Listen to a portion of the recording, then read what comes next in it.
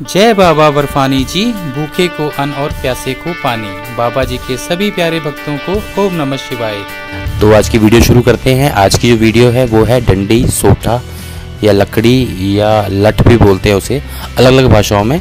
Main कहने का मतलब है जिस टाइम आप यात्रा करेंगे तो उस टाइम सपोर्ट के लिए आपको एक छड़ी चाहिए होती है। छड़ी मतलब डंडा चाहिए होता है चल के हाथ में पकड़ने के लिए, जिससे आपको थोड़ा सपोर्ट मिलता है।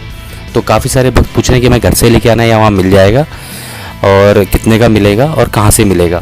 तो इसका आंसर ये है कि वैसे अगर मैं बात करूँ पिछले एक्सपीरियंस के हिसाब से, तो एवरेज की बात करूँ तो 100 में से एक आधा लोग कोई घर से बना के लेके आते हैं। उसमें नीचे लोहे की चौंसी लगा लेते हैं और वो बना के लेके आते हैं डंडा। लेकिन अगर मैं आपसे बात करूँ तो घर से लेके आना काफ़ी मुश्किल काम है, क्योंकि आप ट्रेन में ट्रैवल कर रहे हैं, बस में ट्रैवल कर रहे हैं, कहाँ रखेंगे। तो आप घर से ना लाएँ। आपको चंदनवाड़ी और बालटाल रूट पे यात्रा शुरू करने से पहले डंडे आराम से मिल जाएंगे। पर हाँ, एक कोशिश करें कि चंदनवाड़ी में और बालटाल में यात्रा शुरू करते समय ही ले लें आप, क्योंकि आगे चांस कम है। आप सोचे पिट्टू टॉप के ऊपर मिलेंगे तो बिल्कुल चांस कम है, आगे डंडे बिल्कुल नहीं मिलते हैं। जहाँ से यात्रा शुरू होती है वहीं पे आप मतलब ये मान लीजिए कि आधे किलोमीटर के पैच में ही काफ़ी सारे डंडे वाले होते हैं जो डंडे वहाँ बेच रहे होते हैं। आप वहाँ से डंडा ले लीजिए। अब बात करते हैं डंडा कितने का होगा। तो आपसे बताऊँ तो डंडा 20 रुपये से लेके 50 रुपये तक मिलता है। 20 रुपये थोड़ा पतला मिलता है और जो थोड़ा सा मोटा होता है वो 50 रुपये का मिलता है। उसके नीचे एक कुंडी सी लगी होती, मतलब चौंसी बनी होती है। बाकी ये है कि अब जैसे छोटा आदमी है, कोई ज़्यादा वेट नहीं है, तो पतला डंडा ले ले 20-25 रुपये वाला। कोई बहुत ज़्यादा शरीर भारी है, डंडे पे वेट देना है, तो वो थोड़ा मोटा डंडा ले ले। तो उसका मतलब 20 रुपये से 50 रुपये तक आराम से डंडा मिल जाएगा। उससे आप बार्गेनिंग कर सकते हैं, पर छोटी चीज़ है 50-60 रुपये की, इसके लिए बार्गेनिंग करना क्या है, लेकिन इतने का मिल जाता है।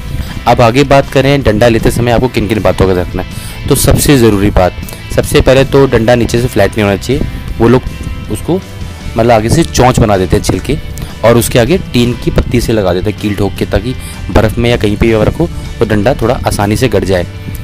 तो इस बात का विशेष ध्यान रखें। दूसरा, जहाँ से आप डंडा ऊपर से पकड़ते हैं वहाँ पे वो जो है डंडे को छिलते हैं, तो वहाँ पे ना हाथ छिलने का डर रहता है, कई बार कुछ निकला रहता है, क्योंकि डंडा बिल्कुल प्लेन तो होता नहीं है। तो उसी टाइम आप उससे बोलेंगे तो उनके पास लकड़ी होती है एक, तो लकड़ी से रगड़ देंगे वो ठीक हो जाएगा। अगर फिर भी आपको रास्ते में भी ऐसा होता है कि आपके हाथ में चोट लग रही है डंडे से, तो इसका ऑप्शन है आप हल्की सी मिट्टी लेके डंडे पे मल दें, जब भी डंडा ठीक हो जाएगा। या दूसरा ऑप्शन है पत्थर पड़े होते हैं, आप पत्थर पर रगड़ देंगे उसे चारों तरफ से, जब भी वो ठीक हो जाएगा। मतलब आपके हाथ को आराम देगा, आपका हाथ नहीं चलेगा ना दर्द करेगा।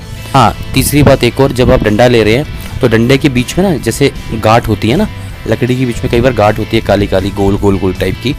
उससे क्या होता है, गांठ की वजह से जैसे आप जोड़ देंगे डंडा गांठ के पास से टूट जाएगा।